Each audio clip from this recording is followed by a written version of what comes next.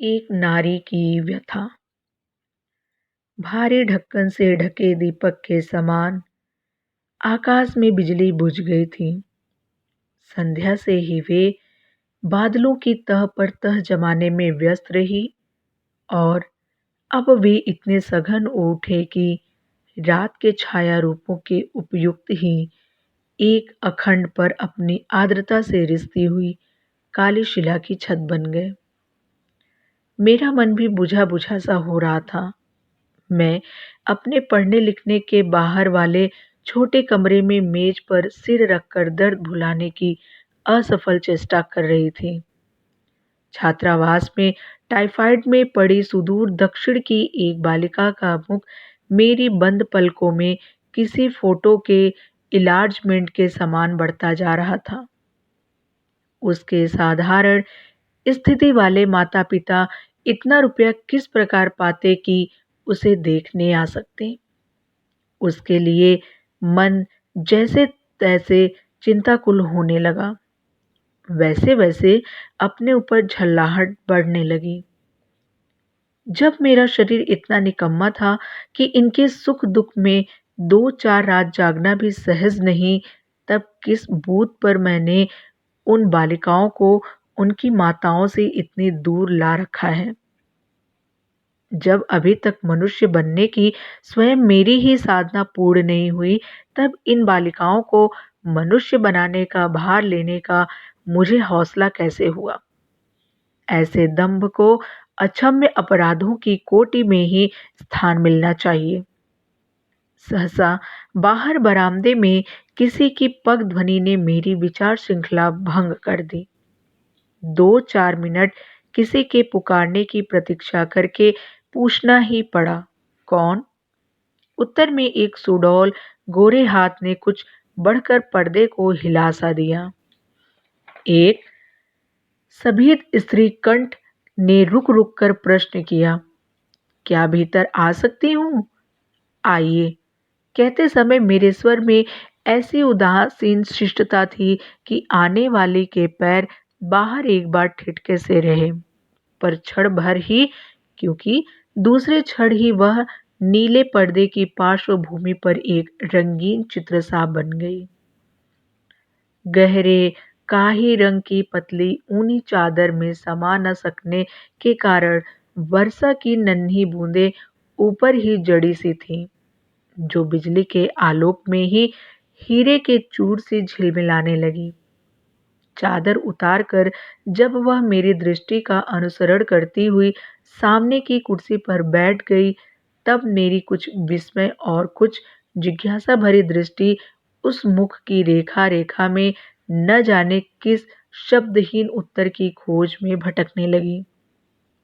आंखों के आसपास लटकती हुई 2-3 छोटी छोटी लटों के छोरों से में हिलती हुई पानी की बूंदें पारे पारे सी जान पड़ती थी। सफेद साड़ी के कुछ धवीले बैगनी किनारे से घिरा मुख सिडौल गोरा पर बहुत मुरझाया हुआ सा लगा। नाक के अग्रभाग की लाली हाल ही में पोंछे गए आंसुओं की सूचना दे रही थी। पलकों की कोरे भी शायद रोने से ही कुछ कुछ सूज आई थी, जिससे उनकी मर्मस्पर्शी व्यथा और भी गहरी हो उठी थी। होठ इतने सूख रहे थे कि उन्हें आर्द्र करने का प्रत्येक प्रयास अपनी एक रस्ता में भी एक नई थकान सा अभ्यास देता जा रहा था। मैं स्वयं बहुत क्लांत थी। इसी से उसके कुछ कहने की प्रतीक्षा में रुकी रही, परंतु जब उसने अपना सिर और अधिक नीचा कर लिया और आंख से ढुलका हुआ एक आंसू गोद में गिरने से पहले प्रकाश में एक उजली रेखा सा चमक गया, तब मुझे ध्यान आया कि मेरे सामने बैठी हुई यह स्त्री न जाने कौन सी व्यथा मुझे सुनाने आई है।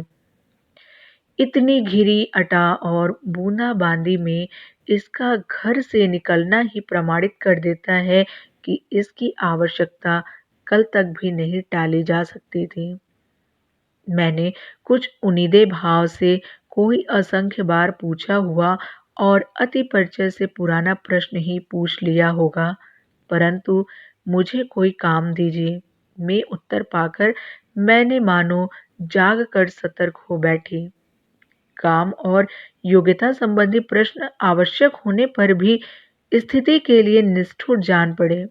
मेरी कठिनाई का समाधान उसने स्वयं ही कर दिया। वह हिंदी जानती थी, गाना भी। कहने के पहले उसका संपूर्ण शरीर संकुचित हो उठा और कहने के उपरांत बड़ा हुआ जान पड़ा, मानो कोई कठिन काम समाप्त कर लिया हो। कथा और आगे बढ़ी। उनके पति 1.5 वर्ष से बीमार हैं। दवा दारू में सब कुछ स्वाहा हो चुका है। गहने के नाम पर उनकी उंगली में 4 मासे भर सोने का एक छल्ला शेष है। पति का एकमात्र उपहार होने के कारण इसे बेचने का विचार ही उसे क्लांत कर देता है। और बेचकर भी कै दिन चलेगा।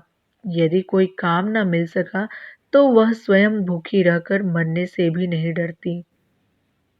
पर और उसका गला भर आया। पलकों की कोर तक आए हुए आंसुओं को भी रोक लेने का उसे अभ्यास था। इसी से जिस वेग से उसका शरीर बेंत के समान कांप उठा था, उससे मात्रा में कुछ अधिक संयम ने आंखों की सजल निस्तब्धता को पिघलने नहीं दिया। संतावना सूचक कोई उपयुक्त शब्द मुझे खोजने पर भी नहीं मिल सका और तब उसके माता पिता, सास ससुर आदि के संबंध में जिज्ञासा कर मैं अपने आवेग को छिपाने लगी। स्त्री का संपूर्ण शरीर फिर पहले के समान ही संकुचित हो उठा। एक हल्की कंपन लिए हुए शब्दों ने मुझे चौंका सा दिया। ससुराल वाले रुष्ट हैं, वे उसे घर ले जाने को राजी नहीं और पति को अकेले जाना स्वीकार नहीं। विवाह के उपरांत माँ से उसका कोई संबंध नहीं रहा।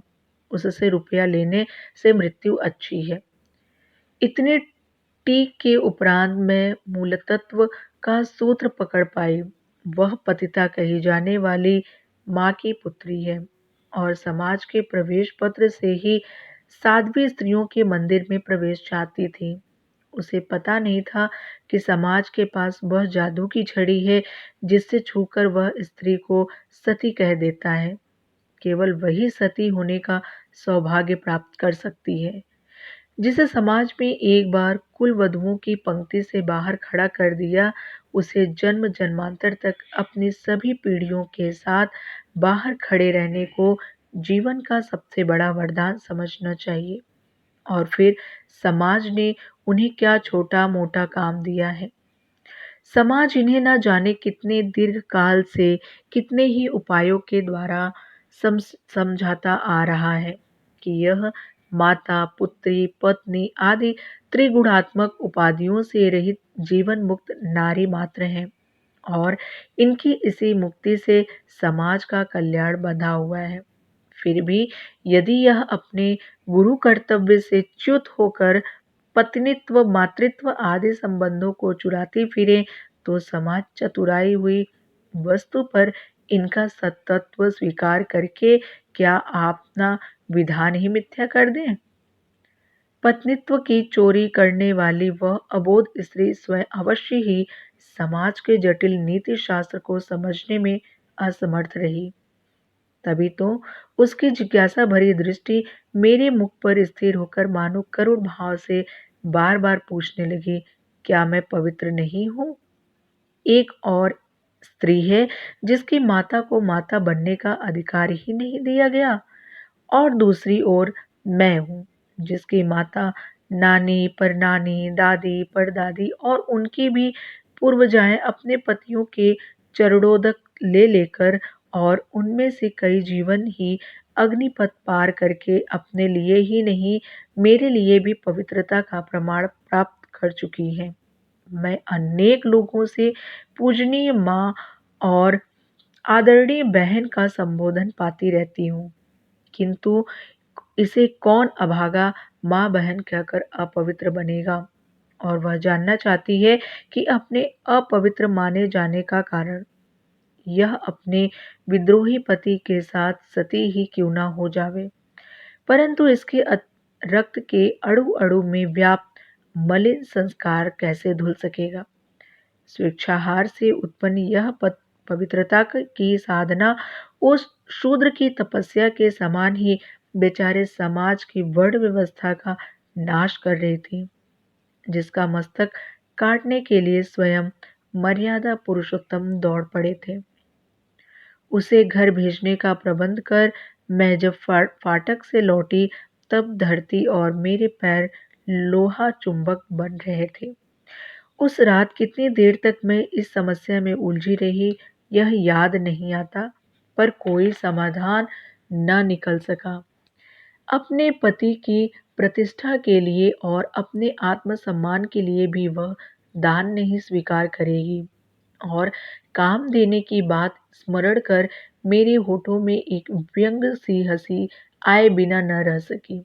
वह क्या जाने कि उसकी उपस्थिति क्या क्या अनर्थ कर सकती है।